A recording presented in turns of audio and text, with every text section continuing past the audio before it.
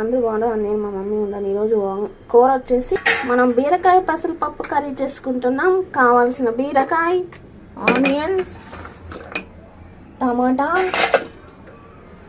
పెసరపప్పు కడిగి స్టవ్ మీద పెట్టుకున్నాం ఉడకపెట్టుకోవడానికి. పెసరపప్పు, కారం, ధనియాల పొడి, పసుపు, ఉప్పు. ఇప్పుడు మనం పెసరపప్పు ఉడకబెట్టుకోవాలి. ఇప్పుడు బీరకాయ పెసరపప్పు వేసి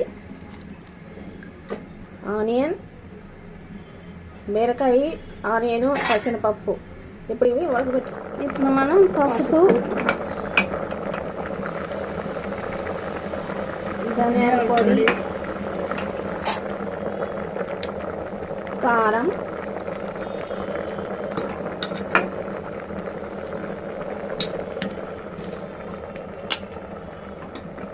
టమాటా, ఉప్పు ఇప్పుడు ఇవన్నీ ఉడకాలి. అప్పుడు ఎంతో టేస్ట్గా ఉంటుంది కలుపుకొని.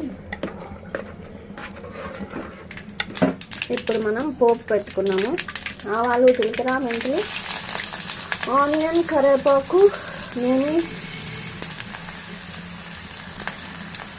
అది వాడాలి. ఇప్పుడు కరివేపాకు వేసేసాము. ఇది మంచిగా అయింది. ఇప్పుడు దీన్ని ఎత్తి ఈ పప్పులో పోయాలి. ఇప్పుడు ఈ పప్పు ఇందులో తిరగమాత పోసేసాం కదా, మంచిగా కలుపుకొని స్టవ్ మీద పెట్టుకొని ఒక 2 నిమిషాలు. ఓకే ఫ్రెండ్స్, చూసారు కదా ఎంతో టేస్టీ పెసరపప్పు బీరకాయ కర్రీ. చాలా బాగుంటుంది. మీరు కూడా ట్రై చేయండి. ఎలా ఉందో కామెంట్ బాక్స్లో పెట్టండి. కొత్తగా చూసేవాళ్ళు సబ్స్క్రైబ్ చేసుకొని పక్కనే ఉన్న బెల్ని అలా టిక్ అని కొట్టండి. Like and share. మరో టేస్టీ వీడియోతో మళ్ళీ కలుద్దాం. అంతవరకు బాయ్, సైనింగ్ ఆఫ్.